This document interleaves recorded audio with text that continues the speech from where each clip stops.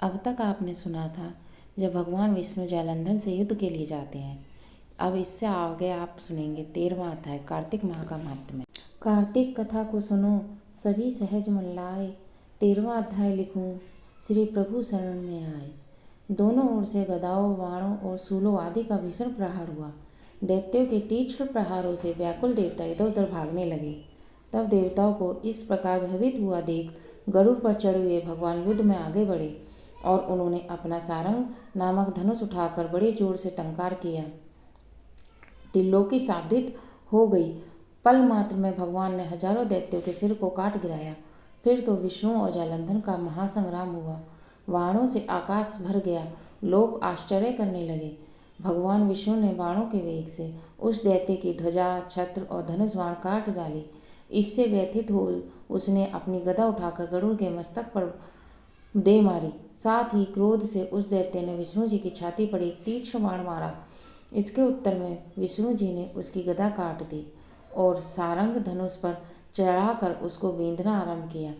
इस पर जालंधर ने इन पर अपने पैने बाण बरसाने लगा। उसने विष्णु जी को कई पैने बाण मारकर वैष्णव धनुष को काट दिया। धनुष कट जाने पर भगवान ने गदा प्रहार ग्रहण कर ली और शीघ्र ही जालंधर को खींचकर मारी, परंतु उस अग्निवत अमोघ गदा की मार से वह दैत्य कुछ भी चलायमान न हुआ। उसने एक अग्निमुख त्रिशूल उठाकर विष्णु जी पर छोड़ दिया।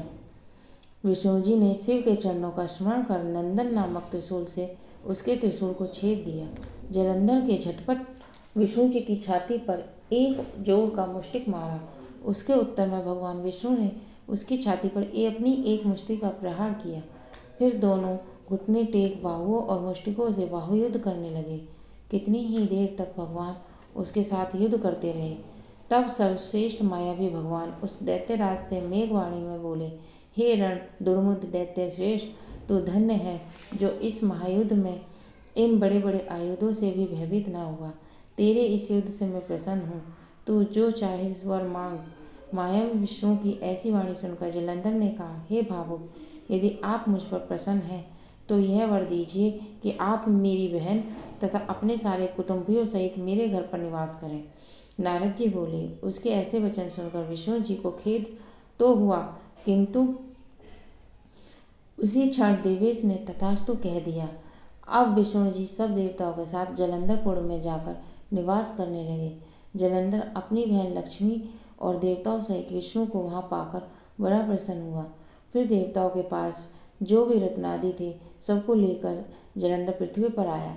निशुंभ को पाताल में स्थापित कर दिया और देव, दानव, यक्ष, गंधर्व, सिद्ध, सर्प, राक्षस, मनुष्य आदि सबको अपना वंशवृत्ति बना त्रिभुवन पर शासन करने लगा।